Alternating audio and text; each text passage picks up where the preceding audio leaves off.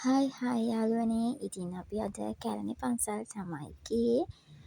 උදේ පටන් ගත්තා අවුරුද්දේ. පන්සලෙන් තමයි පටන් ගත්තේ. පන්සල් ගිහිල්ලා බුදුන් වැඳලා තමයි වැඩ පටන් ගත්තේ. ඉතින් හිත නිවන තැනක්. හරිම නිස්කලංකයි. ඉතින් අපි අද කැලණි පන්සල් ගියා. ඒක තමයි පොඩි ව්ලොග් එකකින් අරගෙන ආවේ.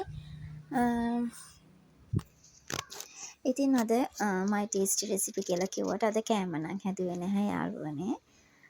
ඉතින් මේ වගේ ව්ලොග් එකක් තමයි අරගෙන ආවේ. ඉතින් බලන්නකෝ ඔයාලටත් මේ ව්ලොග් එක හොඳයිද කියලා. ඉතින් අපි මේ වඳින්න තමයි මේ ගියේ. මේ තියෙන බෝධිය. අපි බෝධියටත් මේ විදියට වැන්දා.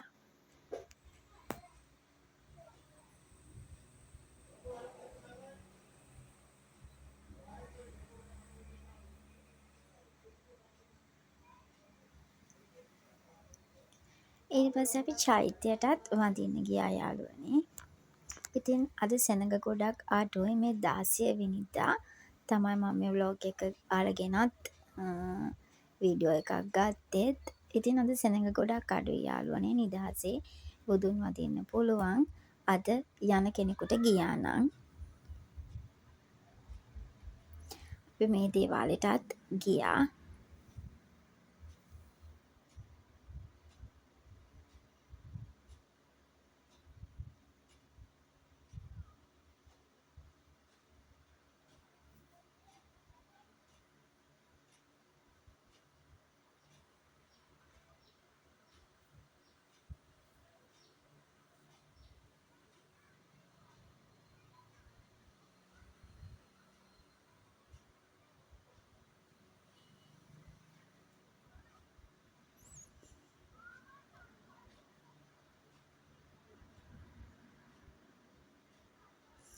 අන්තිමට අපි මෙන්න මේ තැනට තමයි ආවේ.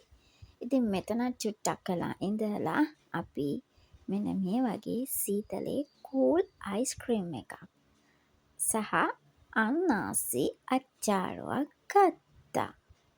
ඉතින් අන්තිමට අපි මේ වගේ කෑම ටිකකුත් කාලා තමයි යාළුවනේ ගෙදර ආවේ.